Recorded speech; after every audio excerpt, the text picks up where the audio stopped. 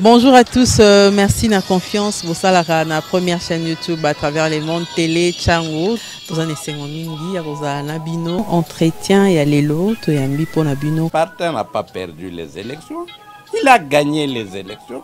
Boye bisa bango bati kapeli seki. Congolais asi à la muki. La muka asala kaba réflexion ya bien pour mboka oyo. FCC na la muka ba ebani bien. Manque à confiance déjà. Il n'y a aucune coalition entre FCC et Nalamuka. Le fait que nous gardions jalousement les preuves que nous avons, c'est parce que nous avons un grand respect pour nos frères. Ensemble, union sacrée. Le blocage au niveau de la CNI a un nom. Il s'appelle Monsieur Félix Tshilombo. La nécessité d'une synergie des organisations professionnelles pour des actions efficaces et productive. Je crois que vous avez noté. Alors, nous avons le contexte. Chers camarades, depuis plusieurs années de lutte pour l'amélioration de la qualité de vie des agents de l'État, des enseignants, des professeurs, des médecins, des travailleurs en RDC, on se rend compte que les forces sociales représentées principalement par le syndicat sont fragilisées par les pouvoirs politiques au détriment de la masse laborieuse, ce qui est très grave. C'est pourquoi les constats sont alarmants.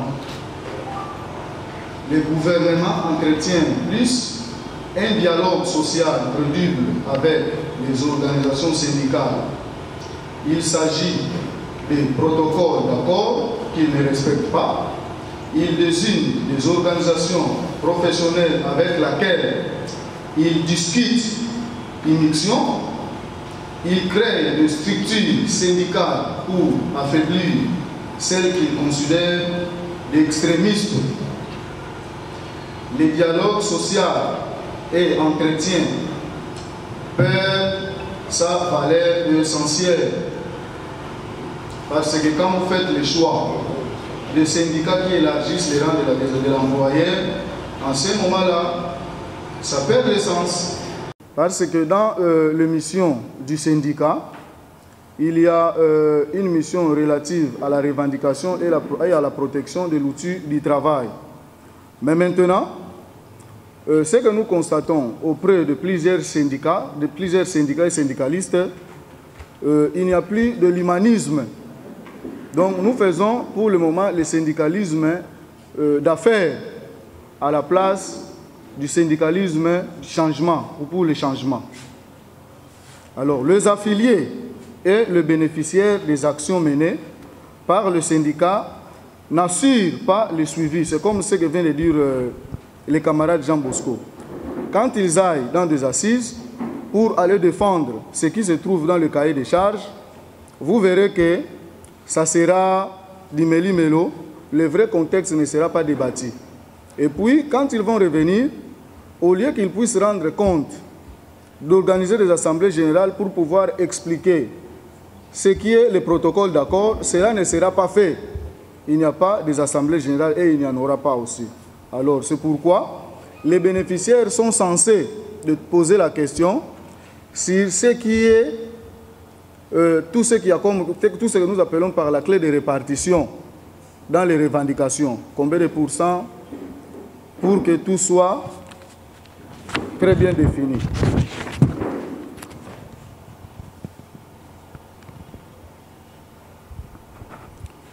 La renaissance de notre pays doit nous imposer de nouveaux paradigmes. Un gouvernement qui fragilise les forces syndicales, la société civile se fragilise lui-même. C'est pourquoi on ne peut pas continuer à travailler suivant les méthodes du passé, des méthodes contre-productives. C'est le sens de la tribune que nous souhaitons organiser avec les forces syndicales significatives de notre pays. Donc l'objet de cette rencontre ici. Alors, c'est par là nous avons l'objectif général. Quel est l'objectif général de cette tribune? Cette réflexion, la réflexion qui sera orientée ici, nous permettra d'améliorer les processus du dialogue social en RDC et améliorer la responsabilité des partenaires sociaux vis-à-vis de leur mission. Objectif spécifique: mutualiser les forces pour des actions plus efficaces, plus porteuses, accompagner les efforts du gouvernement dans la lutte contre le coulage de recettes, contre la corruption, contre les antivaleurs, pousser les gouvernements à réduire les inégalités et les injustices en matière de redistribution du revenu national, sensibiliser et conscientiser le travailleur à leur devoir de prendre en charge leurs syndicats, promotion du check-off.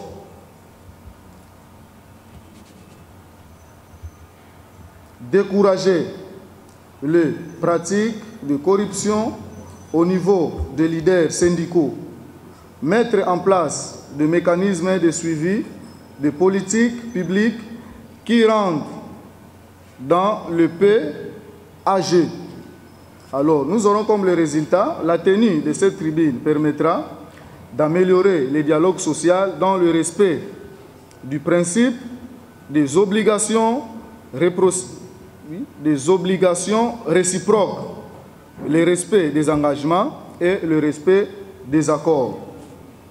Jeter les bases d'une politique salariale et de sécurité sociale de tous les agents de l'État.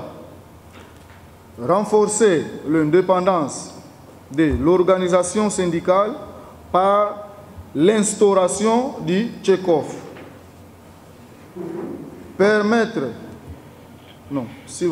Mettre en place un cadre de concertation plus large pour des actions communes.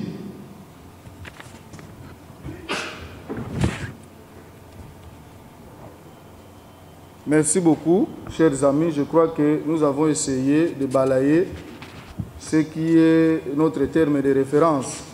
Je remets la parole au modérateur pour pouvoir continuer le programme. Je vous remercie.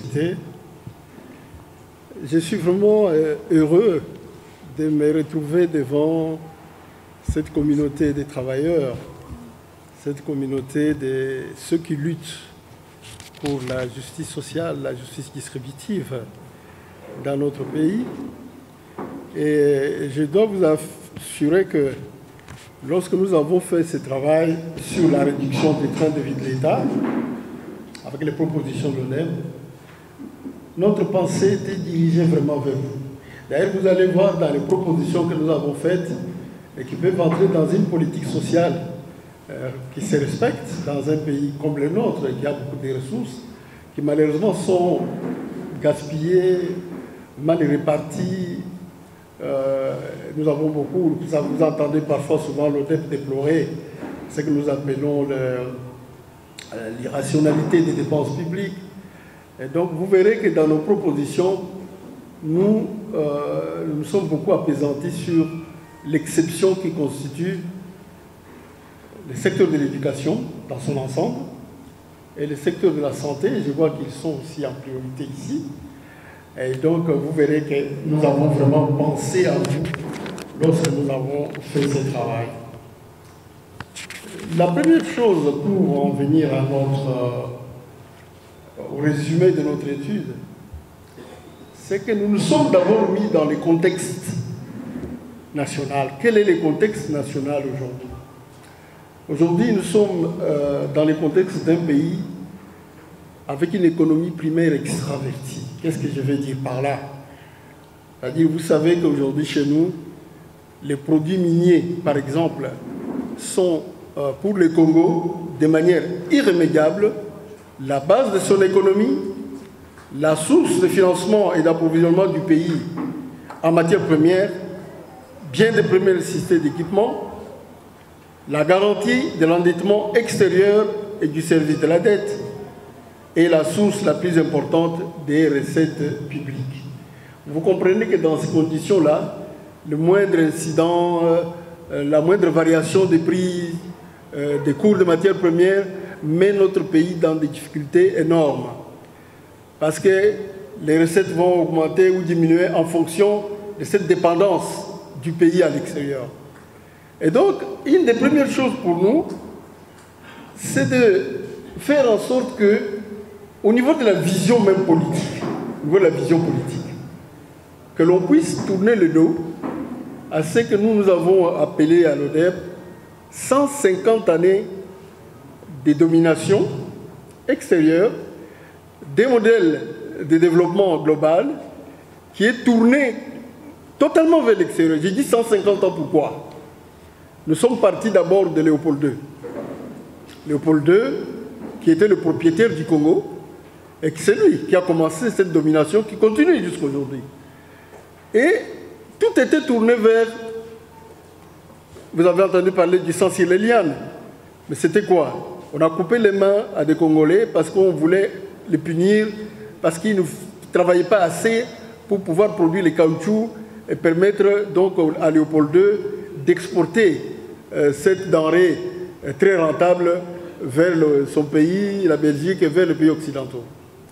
Donc ça commençait déjà là, l'esclavage, un travail d'esclave. Ensuite, à un moment donné, il nous vend à la Belgique. Et alors nous entrons dans une colonisation la plus abjecte, parce que la colonisation en elle-même est mauvaise, quelle qu'elle soit. Mais il y avait des degrés en Afrique. Il y avait des degrés entre la colonisation française, par exemple, où vous aviez des Français, des Africains, comme le Senghor, Houphouët-Boigny et les autres, qui étaient déjà députés à l'Assemblée nationale en France. Ministres même, n'est-ce pas? Vous avez la colonisation anglaise, qui était aussi différente. Parce que quand vous voyez aujourd'hui des pays comme le Ghana, qui sont des modèles, hein, vraiment de développement, ça n'a rien à voir avec ce que nous avons connu. En 1960, nous avions 6 universitaires. Je veux dire 6 étudiants qui avaient fini l'université, parce que le mot universitaire va beaucoup plus loin que ça. Ce sont ceux qui font le métier et qui ont les diplômes donc consacrés pour ça. Mais 6 étudiants qui venaient de terminer, parmi lesquels Bomboko, parmi lesquels Étienne Tshisekedi, quelques-uns. Vous vous souviendrez qu'il y a un moment donné, on les a nommés commissaires généraux lorsque Mobutu a fait son premier coup d'État. Il n'en était pas son premier en 65. Déjà en septembre 60, il faisait son premier coup d'État. Et alors, maintenant, qu'est-ce qui va se passer?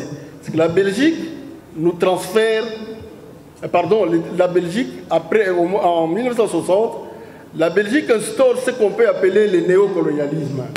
C'est-à-dire, il installe, la Belgique installe au Congo ses hommes de main, n'est-ce pas? Ces hommes de main, ceux qui vont continuer le projet colonial. Dans ce projet colonial, même l'enseignement était conçu en fonction des intérêts de la Belgique. Il fallait seulement préparer des collabos qui allaient continuer dans leur pensée, dans leur culture, à appliquer les ordres venant de l'extérieur. C'est ainsi que Lumumba n'a pas fait long feu. Parce que Lumumba était porteur d'une indépendance réelle qui allait changer les donnes, c'est-à-dire que les Congolais allaient exploiter leur territoire en fonction de leurs biens, de leurs intérêts, et ainsi de suite. Donc il fallait déjà que même le système éducatif soit complètement repensé. C'est-à-dire, hier, on formait des Congolais pour être des auxiliaires de la colonie, mais avec l'indépendance, on devait former les Congolais pour être ceux qui vont prendre en main eux-mêmes les destins de leur pays. Donc ce sont deux modèles de projets éducatifs totalement différents. Malheureusement, on va assister à une continuité du système éducatif, avec les conséquences sur la vie aujourd'hui. C'est-à-dire ce qui était encore un enseignement, comment dirais-je, de qualité, c'est vrai, malgré qu'on servait encore les intérêts extérieurs, c'est dégradé pour avoir ce que nous avons aujourd'hui.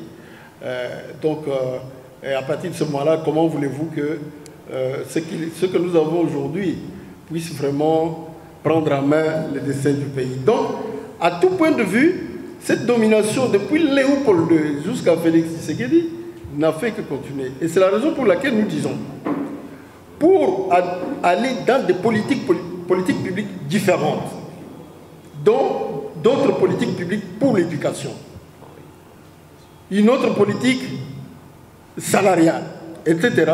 La première chose, c'est d'abord tourner le dos à ce modèle-là. Il faut tourner d'abord à ce modèle de domination qui continue de manière peut-être différente depuis Léopold II jusqu'à présent. Vous verrez très souvent que notre président aime bien aller à l'extérieur pour aller chercher le développement. Mais est-ce qu'on peut chercher le développement à l'extérieur? Ce n'est pas possible. Le développement n'est possible que si les Congolais en deviennent les moteurs, les acteurs et les bénéficiaires. C'est clair. Oui. Donc, ça c'est la première chose. Je n'ai pas voulu aller dans trop de détails, même si c'est déjà un peu ça. Mais quelle est la conséquence de ces modèles aujourd'hui? J'ai cité une disparité trop grande entre les revenus et les salaires, l'étroitesse des marchés de consommation locale, indispensable à l'industrialisation du pays, à son développement global. Ces documents, vous l'aurez, hein? Vous allez l'avoir, il y a une version électronique qui vous sera distribuée. Donc, ne notez pas tout, sauf l'essentiel, vous allez l'avoir. Et alors, j'ai cité l'indépendance financière et technologique de l'extérieur, etc. Donc, voilà un peu... alors, ce qui fait que l'exigence d'un développement économique endogène, autocentré, autodéterminé, est incontournable. Il est incontournable. Alors, après avoir fait cette introduction, alors, si nous avons opté pour un autre modèle de développement, une des premières grandes réformes que nous devons faire, c'est quoi? C'est détruire les structures administratives héritées de la colonisation pour construire des structures nouvelles, n'est-ce pas? Vous allez voir que parmi les premières propositions que nous avons proposées pour la réduction du train de vie de l'État, c'est la réforme d'abord administrative. Et cette réforme administrative, elle nous amène à concevoir l'administration en termes de pôles de développement. Nous avons déterminé 4 pôles. Vous avez les pôles économie, les grands pôles de l'éducation, les grands pôles des infrastructures et les grands pôles de la santé et de la protection sociale. Tout ce qui touche aujourd'hui à la santé va être ramené dans ces 4 pôles. Mais à côté de ces 4 pôles, va persister des ministères traditionnels comme indispensables, comme les ministères de l'Intérieur, les ministères des Affaires étrangères, les ministères des Finances, les ministères de l'Environnement, et voilà à peu près, hein. Jacques, je n'ai pas oublié quelque chose. Ce sont donc il y a 10 ministères donc, qui vont donc persister. Le ministère de la Justice, évidemment, Justice, Relations extérieures, Environnement, Défense, Intérieur et ministère des Finances. Et donc, au total, nous disons 10 ministères au lieu de 50 ou 60 que nous avons actuellement. Je dis ça pourquoi? Je vous donne un exemple. Prenons le ministère de l'Industrie, parce que vous allez comprendre la logique. C'est de cette réduction du train de vie de l'État, entre autres, que nous allons avoir les économies nécessaires pour financer l'éducation, la santé, etc., etc. Et donc, il faut commencer par là.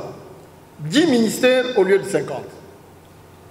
Alors, le pôle, par exemple, de la formation, et donc éducation et formation, il va gérer l'enseignement primaire, secondaire, universitaire et des niveaux universitaires, l'enseignement professionnel, l'alphabétisation, la culture, la jeunesse et le sport. Maintenant, vous allez comme par exemple les pôles de l'économie. Les pôles de l'économie.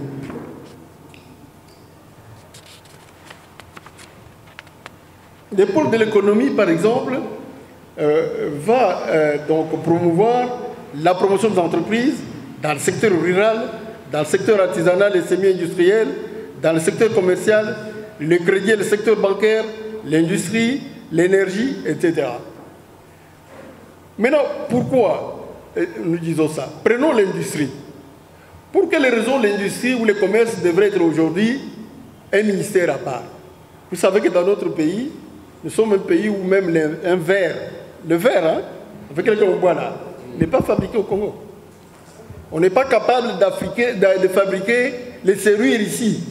Vraiment, c'est basique. Hein? C'est des choses de base. Vous allez voir que tout nous vient de la Chine, tout nous vient de l'Inde, du Pakistan, etc., etc. Ça n'a aucun sens. Le verre, pour le fabriquer, il faut quoi? Du sable. Hein? Et on en a plein, n'est-ce pas? On en a plein. Et donc, vous allez voir que nous n'avons pas d'industrie. Nous n'avons pas une tissu industriel. Mais nous avons un ministère de l'industrie qui a tous les attributs d'un ministère, un cabinet pléthorique, etc., etc.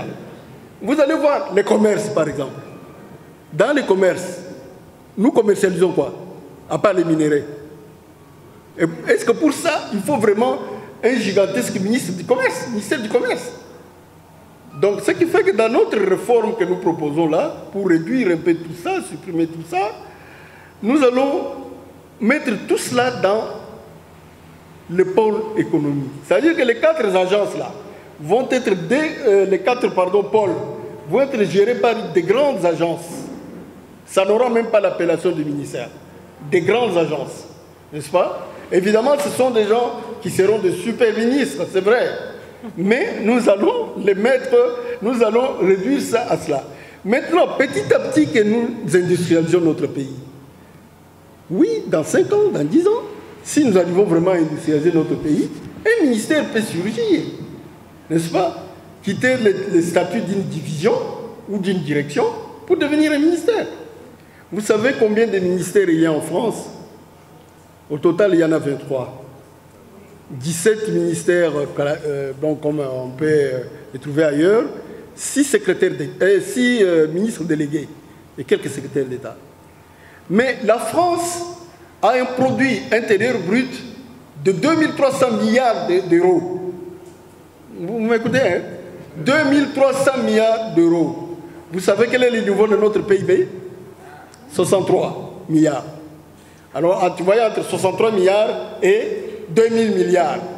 Mais eux, ils ont 17 ministres, mais nous, nous en avons 60 ou je ne sais combien. Vous voyez. Prenons maintenant même le budget de la France. L'année dernière, ils étaient arrivés à un niveau, je crois, de 500 milliards de budget. Le nôtre était de 12 milliards. Mais comparez un peu les salaires de nos ministres, de nos députés et leurs cabinets à cela, alors que, voyez un peu les niveaux de différence de richesse qu'il y a entre nous. L'Allemagne, 17 ministres. L'Italie, 17 ministres. N'est-ce pas? Et donc, c'est notre niveau de richesse, notre niveau de force productive ne nous autorise pas à gaspiller ainsi autant l'argent public. Ça ne nous autorise pas. Et cet argent public est dépensé comment? Vous suivez, pour certains, les rapports de l'ODEP. On est dans la gabegie financière, les dépassements budgétaires. Mais vous savez, lorsque, par exemple, on donne 150 millions, je prends l'année 2021, on donne 150 millions de crédits budgétaires au président de la République, à la présidence de la République. Qu'est-ce qui se passe? À la fin de 2021, il a dépensé 350 millions. Mais pendant ce temps-là, on a donné 2% du budget à l'agriculture, mais l'agriculture, on n'arrivera même pas à exécuter 20% de ces 2%-là. Et à la fin, l'agriculture aura 50 millions de dollars, mais ça veut dire 7 années de budget accordé à la présidence de la République. Or, l'agriculture occupe le plus grand nombre de Congolais. C'est le métier de la majorité des Congolais. n'est-ce pas? Ce qu'on appelle le peuple d'abord. Mais c'est eux, c'est cette majorité-là qui est ainsi traitée. C'est pour cela que nous disons non. On doit proposer des réductions pour réaffecter cet argent dans l'idée d'une politique distributive aux secteurs pro-pauvres, qui en tout cas actuellement sont pro-pauvres, comme l'éducation, la santé, l'agriculture, etc. Donc voilà un peu, ça je vais de toute façon vous laisser ce document, il sera à vous, mais je ne voudrais pas entrer dans trop de détails pour gagner quand même du temps. Alors, maintenant, ça c'est la réforme au niveau du gouvernement. Qu'est-ce que nous proposons au niveau de la présidence de la République comme réforme? D'abord, il faut libérer la présidence de la République de tous les services. Il y en a 33. 33 services. Et donc, à peu près 8600, si je ne me trompe pas, agents. Est-ce que c'est le rôle du président de la République de gérer les services nationaux agricoles de Kanyamaga Cécé? Non. La percée, il y en a tellement, je ne vais pas entrer dans la litanie. Donc il faut d'abord dégager ça. Et les envoyer, certains au pôle de l'économie, d'autres au pôle de la santé, d'autres au grand pôle de développement économique. Alors nous considérons que le président de la République peut se contenter d'un directeur de cabinet, un adjoint et 6 collèges au lieu de 17. Actuellement c'est 17, nous disons 6 collèges. Un collège pour l'économie et les finances, un collège pour l'éducation et la formation, un collège pour les infrastructures, un collège pour la santé et la sécurité, un collège pour donc la diplomatie, un conseiller spécial en matière de sécurité, la maison militaire, la maison civile et surtout, un secrétariat général de la présidence de la République pour gérer l'administration. Parce que si vous entendez aujourd'hui qu'il y a un gouvernement bis, mais c'est parce qu'on ne donne pas au secrétariat général son rôle. Il faut donner à l'administration de la présidence son rôle, n'est-ce pas? Et donc, avec cela, nous avons donc dit également, et ça fait polémique, qu'il fallait mettre fin au statut de la première dame, ainsi que toutes les charges liées à cette pratique illégale, qu'il faut cesser d'utiliser abusivement la liste civile avec son extension à la prise en charge des membres de la famille, etc. Et enfin, valoriser le secrétariat général, donc l'administration de la présidence. Le gouvernement. Pour le gouvernement, nous avons dit, avec la restriction là, qu'il n'y aura que, comment dirais-je,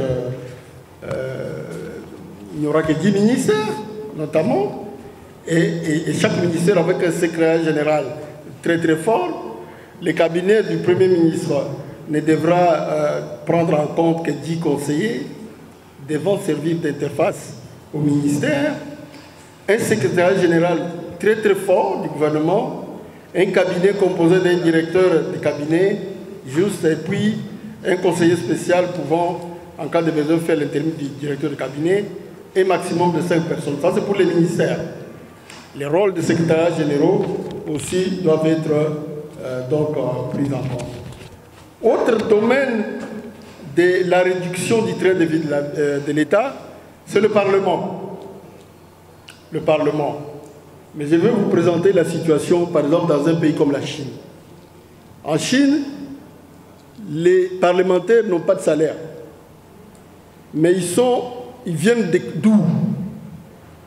Et c'est la raison pour laquelle nous avons fait les réformes salariales que nous allons donner tout à l'heure. C'est-à-dire, par exemple, un professeur d'université dont nous avons situé le salaire maximal à presque à 4 000, 4 500 $, très proche de celui du président de la République que nous avons situé à 5 000, il peut tout à fait être aussi député à l'Assemblée nationale. Et en étant député à l'Assemblée nationale, avec son salaire, parce qu'il n'y aura pas plus de 6, personne ne touchera plus de 6 000 $. Le Premier ministre aura 6 000 $. Mais les professeurs d'université, les spécialistes de médecine interne, etc., qui donnent cours à la faculté de médecine et qui est également dans les hôpitaux, il touchera dans les 4 500 $. Mais il peut aussi être député à l'Assemblée nationale. Les directeurs de l'école primaire, vous verrez que nous avons demandé à ce que dans l'enseignement en général, le plus bas salaire puisse être de 500 $. Ça veut dire quoi? Ça veut dire l'enseignant de la première année primaire, n'est-ce pas? Les moins qualifiés du système devra avoir au moins 500 $. Et les plus élevés, ce sont les professeurs d'université, etc., pourraient avoir jusqu'à 4 000, 4 500. Et entre deux, il y a les autres, l'assistant, le chef des travaux, vous aurez les directeurs d'école primaire, les directeurs d'école secondaire, etc., etc., les responsables des instituts supérieurs. Ils vont tous se situer entre eux. Et ça sera la meilleure grille salariale que nous proposons, n'est-ce pas, par rapport à toutes les autres. Même chose pour la santé, vous verrez que nous avons aussi situé la santé entre 500 et 5000. Et que pour le reste de l'administration, les salaires du huissier les plus bas, nous l'avons situé à 300 $. Ça veut dire que même les militaires de deuxième classe, les recrues, aura au moins 300 $. Au-delà du fait que ces militaires auront également ce qu'on appelle les fournitures d'aliments, les sacs de riz, des maniocs. On a copié un peu sur le modèle colonial, mais ça c'était la colonie, ça ne nous intéresse pas. Mais ces gens devront être dans des conditions telles que la sécurité, la défense du territoire national ne souffrent pas de ce que nous vivons aujourd'hui. N'est-ce pas? Donc ça c'est pour les volets, les assemblées. Donc on aura l'Assemblée nationale, une nouvelle classe politique, mais composée de gens conscients, compétents, etc. Les directeurs d'école, qui aura peut-être 2 000 $ par mois, il peut être député à l'Assemblée nationale, n'est-ce pas? Il peut être député à l'Assemblée nationale.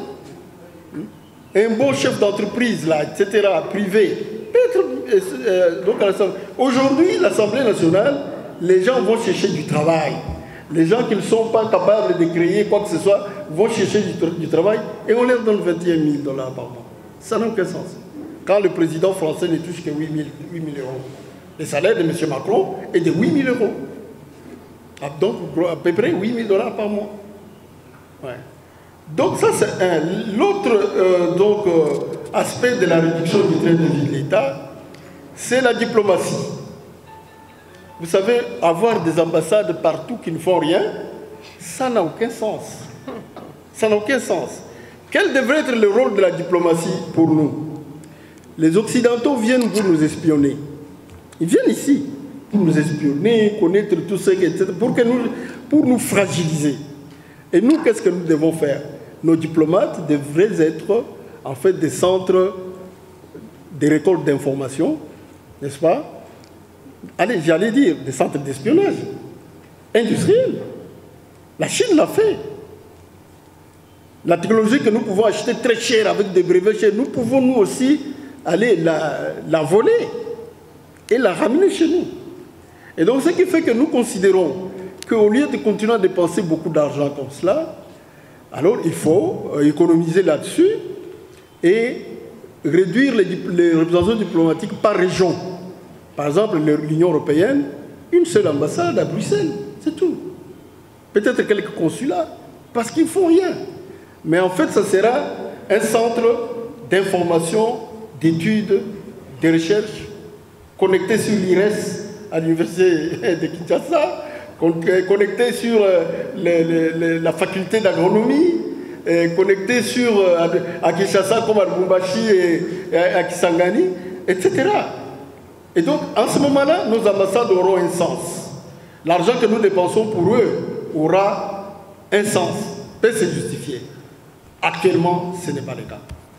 Donc, vous voyez un peu l'autre source d'économie pour que nous puissions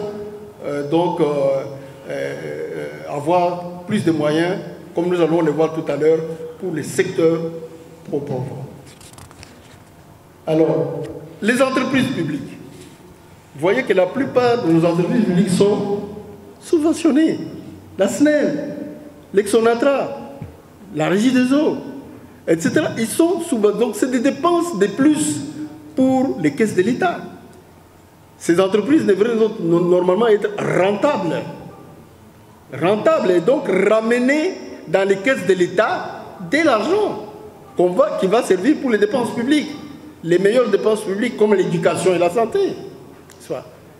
Et donc là, il faut beaucoup de rigueur.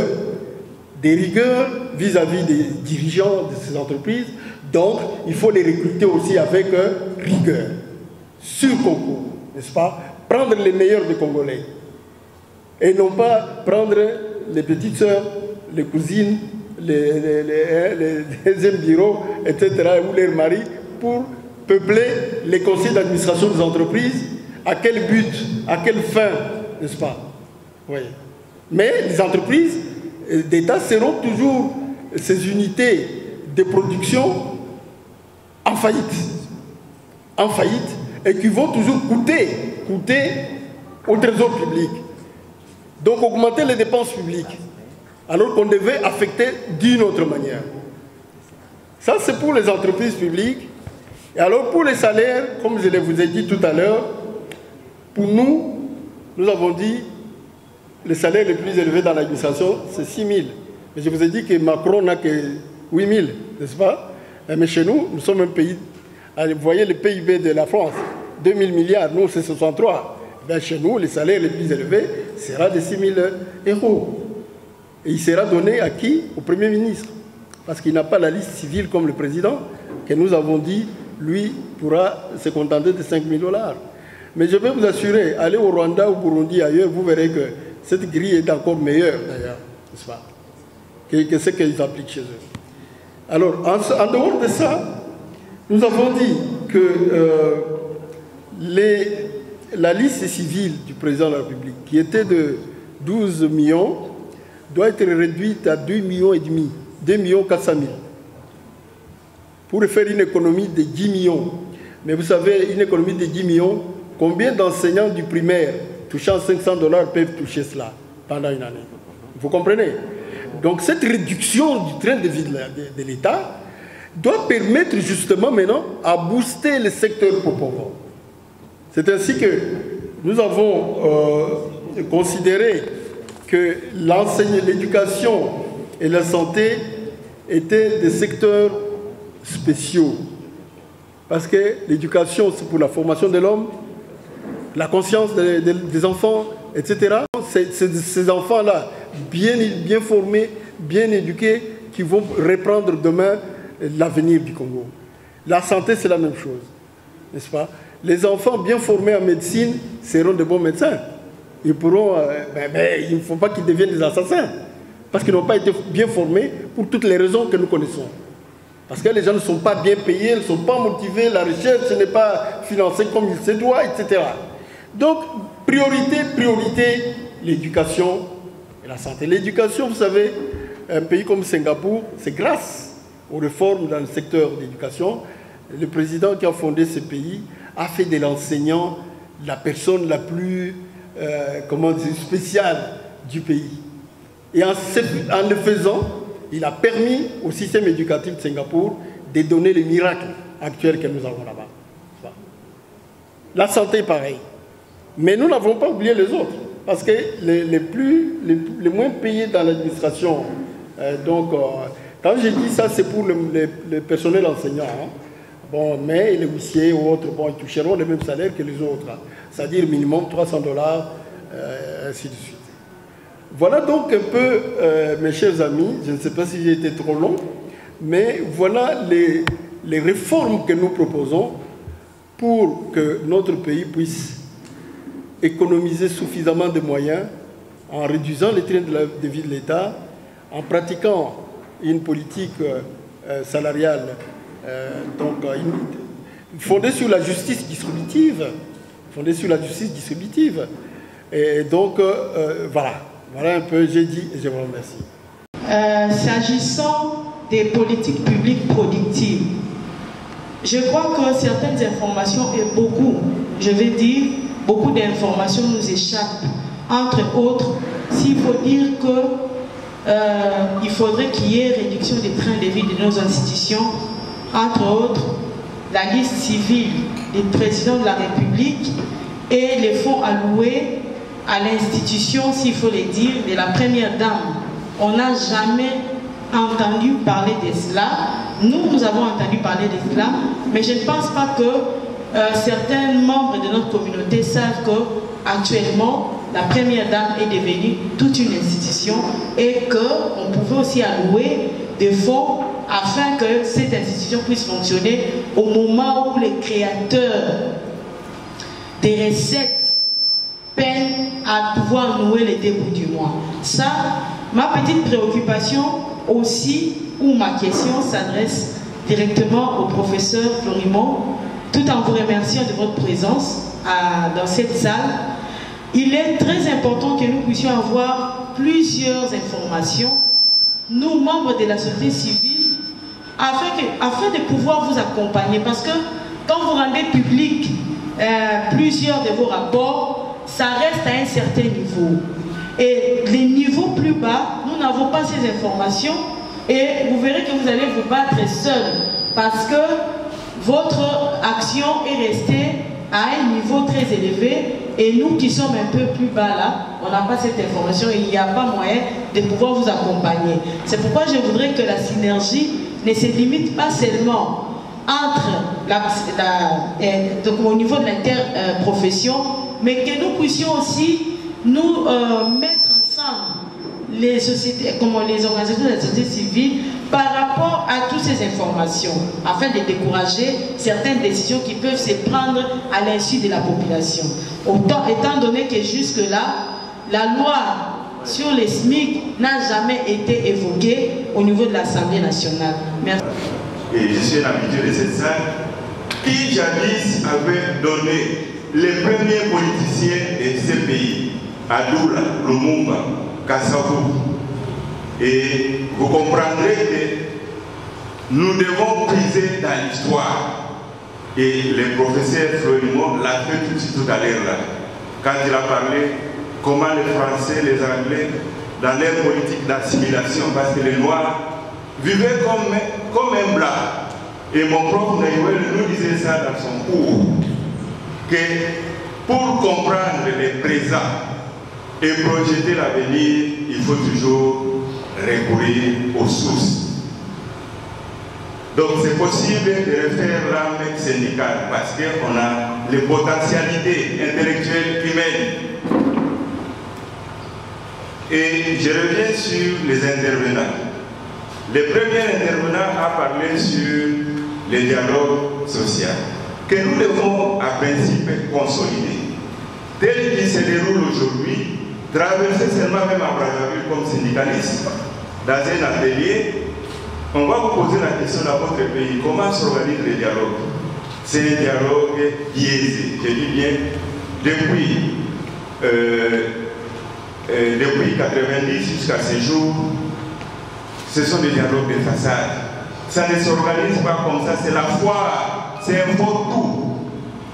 Et nous-mêmes, nous sommes responsables, nous syndicats, parce que nous sommes aussi responsables. Est-ce qu'un dialogue social à caractère national ne peut assister à un dialogue à caractère national, seuls les responsables syndicaux? Mais ici, vous allez faire venir tous les délégués, vous allez faire venir tous les provinciaux. Or, le dialogue ne se limite pas seulement au niveau national, c'est à tous les niveaux, même au niveau provincial. C'est au niveau provincial, à principe, où les délégués doivent se retrouver autour de leurs syndicats, leur intersyndical, préparer un cahier de charges, envoyer aux responsables au sommet. Ce sont les secrétaires généraux qui sont les véritables interfaces du gouvernement. Déjà, au départ, la préparation elle-même est biaisée. Comment est-ce qu'on peut réussir un dialogue? Comment on peut réussir un dialogue? Aller envoyer la loge. Et c'est budgétivore, je crois que les profs vont reprendre ça aussi, même dans les traits de vie, parce que c'est de la gabegie financière. Allez envoyer la loge, c'est la foire, même à Bigwa, c'est de la foire, de la foutaise. Ça, c'est du point de vue même la qualité. Et tout est biaisé. Et ça me fait mal au cœur. Nous qui avons l'occasion d'être parfois à l'extérieur, sur le plan syndical, on vous donne le micro. Comment s'organise la vie paritaire chez vous? Il y a un Belge qui nous avait formé dans cette salle, M. Jacques Vandermen. C'est l'ancien secrétaire de la FG de Belgique. Il s'est moqué de nous. Il dit, mais c'est comme ça que ça ne réussit pas, parce que c'est de l'irresponsabilité.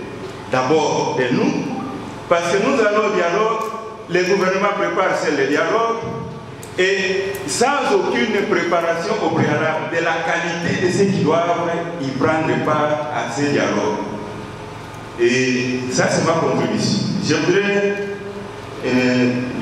le deuxième intervenant a parlé de la synergie. Oui, je vais parler de l'âme. Parce que lorsque l'âme cesse de vibrer, c'est la mort. À ce stade, les mouvements syndicaux n'existent pas au Congo. Et regardez seulement les taux, même les salaires, la retraite, certaines questions telles qu'elles sont traitées. Et regardez la légèreté avec laquelle certains syndicats ou certains mouvements syndicaux abordent cette question de la retraite. Le camarade Jean Bosco a tout à l'heure là parlé de la France. Vous voyez que tout le monde, dans l'union fait la force. Mais ici, il y a ceux qui ne comprennent pas, il y a ceux qui encouragent les ministres. Quand je suis le porte-parole de l'intersyndical de la révision publique, il dit que ça n'a jamais existé. Est-ce qu'il a-t-il puisé dans l'histoire comment les gens étaient retraités? A-t-il puisé dans l'histoire? Non. Pour lui, les présents, quand on donne 100 000 et la rate de survie, 100 000, avec 100 000, quelqu'un peut nouer les 2 bouts du mois. Bon, sur l'intervention du professeur tout à l'heure, il y a, je crois que c'est déjà un pas, c'est difficile, ce n'est pas difficile, mais nous devons nous approprier de vos publications. Vos publications doivent quitter les laboratoires sociaux, ils doivent quitter les laboratoires sociaux et que nous, moi personnellement, je dis que je viens de m'approprier et j'en ferai de cela comme cheval de bataille dans toutes les communications, dans toutes les assemblées. C'est parce qu'il y a l'ignorance qui tue. Et le peuple périt, comme l'a dit José, faute de connaissances. Ce qu'il faut faire, donc ce que vous avez fait là, donc vous claquez la porte pour faire voir votre mécontentement. Et en ce moment-là, la base sera très contente de vous. Mais quand vous êtes dans le mal et que vous ne pouvez pas dénoncer, c'est en ce moment-là qu'il y a un problème. Donc à ce niveau-là, nous avons de très sérieux problèmes. Donc sur 10 représentants, vous verrez que le gouvernement préparera plus ou moins 7. Donc il a plus ou moins 70%. Et puis les 3 autres là, vous êtes là en train de regarder. Et puis au moment de la vote, vous verrez que vous serez minoritaire. C'est ce que j'ai connu comme problème quand nous étions au niveau d'Anvrac. La partie syndicale, nous étions plus ou moins au nombre de 8. Et sur les 8, j'étais seul dans ma position. Bon. Quels que soient les arguments que je peux pousser, je serai toujours à côté. Donc, l'employeur a la mauvaise foi, l'employeur a de mauvaises idées, l'employeur cherche toujours à s'imposer. Alors, pour pouvoir s'imposer, c'est pourquoi il crée certains syndicats qui doivent l'appuyer dans ses magouilles. Parce que dans le monde du travail, nous avons ce que nous appelons par les devoirs et les droits. Et tout ce qui est droit et devoir est écrit. Nous avons des documents, c'est comme nous avons, comment on appelle ça encore, statut des agents de carrière de service public de l'État. C'est là où on a tout énuméré. Et puis, nous, à l'inspection, nous avons l'ordonnance loi 91-231. Tout est là où l'État est en train de donner les avantages aux inspecteurs. Mais quand vous rentrez chez le même l'État pour lui poser des problèmes, voilà ce que vous avez écrit et voilà ce que vous faites. Ça devient un problème. Il cherche maintenant à contourner pour utiliser certaines méthodes pouvant vous nuire. Donc nous sommes devant toutes ces difficultés-là. Donc le pourcentage lors des négociations, souvent, la part du lion, c'est du côté de l'employeur. Alors, comme nous sommes dans un atelier, nous devrions maintenant examiner la situation, voir qu'est-ce que nous pouvons faire pour pallier dans de tels genres de situations. Parce que souvent c'est comme ça, même quand vous allez dans des entreprises, lors des assises, l'employeur fait les contours. Et parfois quand vous êtes ensemble ici, qu'est-ce qu'il va faire? Il va vous appeler. Non, venez, quelque part, il y a ça, ça. Donc, ils sont dans leur position. Et puis parfois, la minorité ne connaissent absolument rien, les cas que nous avons connus. Propre, les emprunts ou les dons qu'on peut avoir de l'extérieur. Et même, je dirais, on peut imaginer des financements innovants pour donner plus de moyens à ce secteur qui est très très important. Vous vous rappelez dans notre document sur la réduction du gain de l'État, la politique salariale que nous proposons met en avant les enseignants et les personnels de santé. C'est-à-dire les plus petits travailleurs du secteur de l'enseignement, nous proposons 500 $. Sans oublier, au-delà de 500, il y aura des avantages, des primes, etc. qui peuvent les amener encore plus loin. Et donc pour nous, c'est vraiment d'abord cela, mais pour améliorer aussi le dialogue social, il faut que les dirigeants soient conscients de l'importance de la base. Des priorités pour qu'il y ait la paix dans le secteur, pour qu'ils comprennent qu'est-ce qu'ils veulent, n'est-ce pas, et améliorer, parce que, vous savez, quand vous tuez le système d'éducation d'un pays, ben vous l'avez ruiné complètement, vous l'avez tué complètement. Et donc il faut faire en sorte que le système soit vivant. Si le système éducatif est vivant, renouvelé dans ces différents projets, etc., chaque année, pour améliorer toujours, je crois que notre pays va sortir très vite du sous-développement. Très très vite. Bon, d'abord c'est le projet éducatif lui-même, la vision. Quand on a comme vision les développements dépendants, quand on a comme vision tendre la main à l'extérieur pour faire le développement, eh bien on continue à être dans le projet éducatif colonial et qui a continué avec les Mobutu, etc. Et c'est toujours là qu'on est. Même si on le fait gratuitement, mais c'est quand même le contenu, il est colonial et néocolonial. Et il ne peut pas aider à changer la mentalité et à transformer le système de pensée, la culture, pour qu'on fasse autrement. Or, ici, il s'agit de quoi?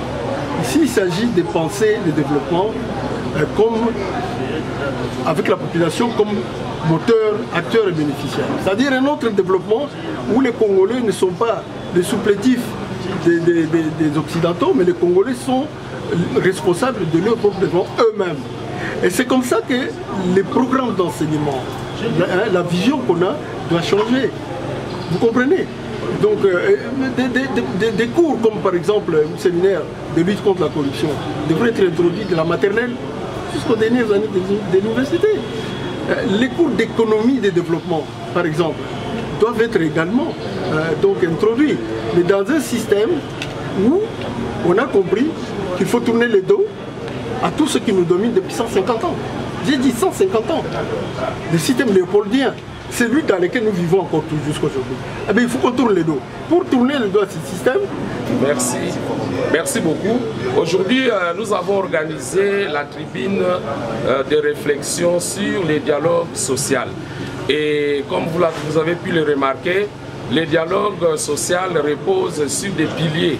Le premier pilier pour nous, c'est qu'il faut absolument que nous mettions en place une synergie des différentes forces, organisations professionnelles et associations professionnelles, afin de pouvoir travailler ensemble dans le sens de pouvoir conquérir les droits réservés aux travailleurs, réservés aux agents et fonctionnaires de l'État. L'autre pilier, c'est que le dialogue doit reposer sur la sincérité, le caractère sincère, inclusif et participatif. Il est vrai que le dialogue social que nous observons aujourd'hui, c'est un dialogue totalement bancal, totalement biaisé, dans la mesure où le gouvernement s'est choisi ses propres syndicats, des représentants à la place des travailleurs. Et nous trouvons que cela ne peut pas permettre qu'il y ait de bonnes restitutions. C'est ce qui fera d'ailleurs lorsqu'on signe des protocoles d'accord, les syndicats qui ont été désignés par le gouvernement ne sont pas capables de pouvoir faire la restitution auprès de la base. Alors l'autre pilier que nous avons évoqué ici, c'est la politique salariale. Le dialogue social doit reposer sur la politique salariale pour éviter les inégalités, pour éviter la discrimination de certains agents et catégories socio-professionnelles. Je crois qu'avec l'expertise de l'ODEP, avec le travail qui est déjà fait à ce niveau, nous allons nous approprier de cette étude pour voir comment ressortir les différents équilibres qui est dans cette étude-là, afin de pouvoir donner un minimum de salaire à l'agent qui travaille, parce que c'est eux qui sont des créateurs de richesses. Malheureusement, ils sont les laissés pour compte, ils vivent dans la précarité, et je crois que cette tribune va devoir nous servir en termes de recommandations pour que le gouvernement puisse repenser sa politique. Et dans la salle, il n'y a que les syndicats du secteur éducatif. Dans la salle, vous avez la grande majorité, c'est le secteur éducatif. Nous avons préparé ce forum avec nos camarades médecins. Malheureusement, aujourd'hui, ils ont présenté une excuse parce qu'ils ont été convoqués à Mbola Lodge ou à Bibwa pour les négociations. Nous les regrettons, mais comme vous le savez, c'est un pas qui est lancé et nous allons continuer dans notre plaidoyer pour avoir toutes les différentes catégories socio-professionnelles. Je vais parler des organisations professionnelles. Parce que, vous savez, la devise de la Belgique, l'union fait la force. Si nous nous mettons ensemble dans une unité d'action, on va changer les paradigmes. Donc, aujourd'hui, c'est un pas qui est lancé, essentiellement représenté par les fonctionnaires qui étaient là, mais aussi les enseignants, les inspecteurs. Demain, après-demain, nous allons continuer à conquérir pour que les professeurs d'université viennent, pour que les médecins viennent, pour que les magistrats viennent, parce que nous tous, nous sommes régis par les mêmes statuts. Et on doit profiter de leur force pour que finalement nous ayons un mouvement syndical fort en République démocratique du Congo. En ce moment-là, on va devoir nous respecter. Sinon, le gouvernement va continuer à signer des protocoles d'accord de complaisance au détriment des travailleurs.